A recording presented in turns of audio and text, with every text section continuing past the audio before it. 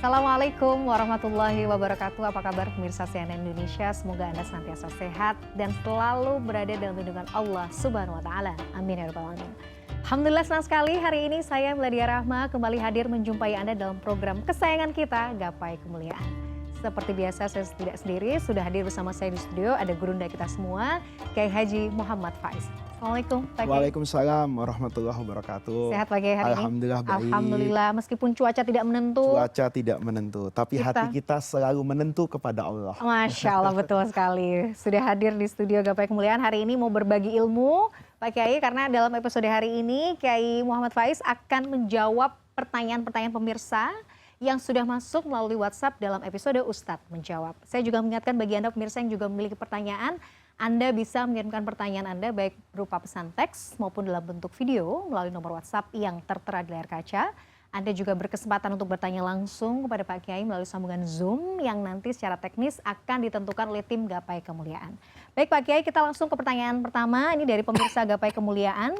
Kita bacakan. Pak Kiai, apa hukumnya menindik bagian hidung bagi kaum perempuan? Apakah diperbolehkan atau tidak dalam Islam? Menindik bagian hidung sepanjang kitab dalam mazhab Imam Syafi'i yang saya baca, itu hukumnya dibolehkan. Dibolehkan. Karena itu bagian dari zinah, perhiasan.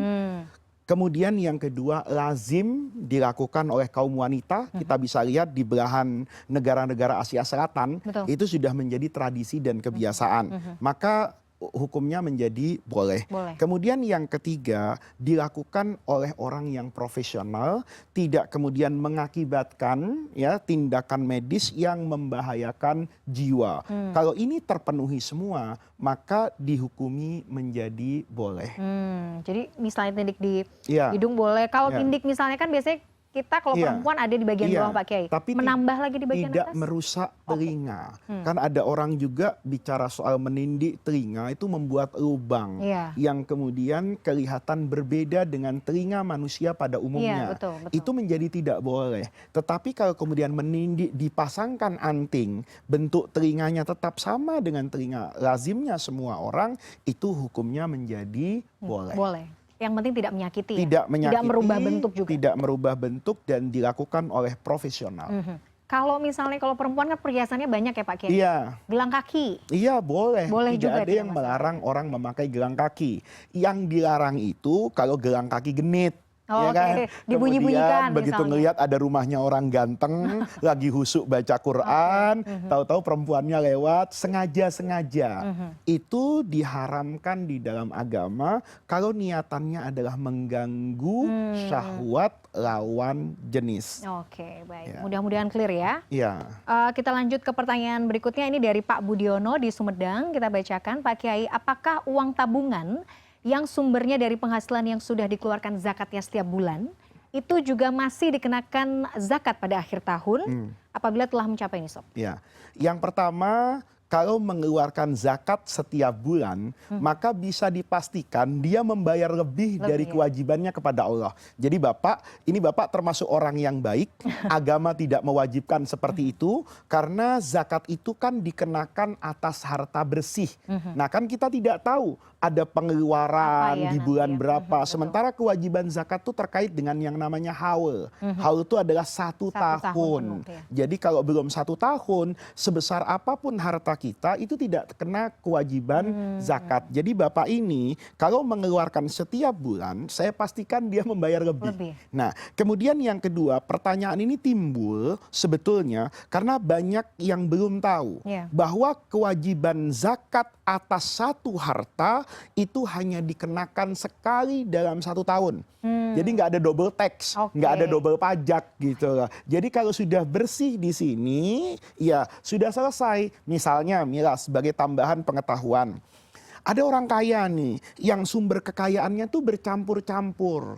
Ada dari harta pertanian misalnya, ada uang cash, ada perhiasan emas dan sebagainya, ada deposito macam-macam nih. Kemudian dia ingin mengeluarkan apa ini zakat. Ketika dia nanam misalnya padi ini sudah dizakati, kemudian padinya yang sudah dizakati kadang-kadang kan dikonversi, dijual jadi uang.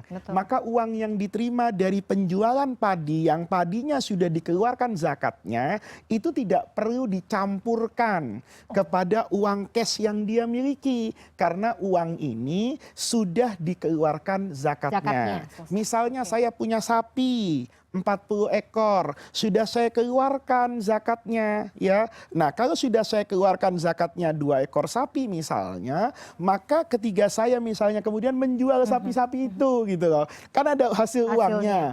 Maka uang tadi sudah bersih karena saya sudah dikeluarkan. Iya, jadi buat orang yang kekayaannya bercampur-campur, kalau kemudian yang sudah dikeluarkan zakat, dia tidak perlu kemudian dimasukkan kepada satuan harta wajib zakat. Nah, lain hal kalau belum dikeluarkan zakatnya berbeda-beda. Kayak misalnya saya punya uang rupiah, saya punya uang dolar, misalnya saya punya uang yen, maka kemudian ini dikonversi dulu.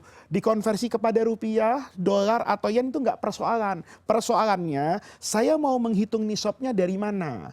Kalau saya menghitung nisabnya pakai dolar dan mau dikeluarkan dengan bentuk dolar, maka konversi yennya ke dolar, konversi rupiahnya ke dolar. Kalau mau ke rupiah, samakan standarnya. Ya, nah kemudian ini dikeluarkan zakat secara bersamaan. Tapi yang sudah bersih tidak perlu dicampur. Oke, jadi intinya misalnya begini Pak Kiai, saya misalnya punya tabungan uang, saya sudah masuk nisabnya, kaulnya juga sudah, berarti harus saya keluarkan zakatnya 2,5% dari nilai itu.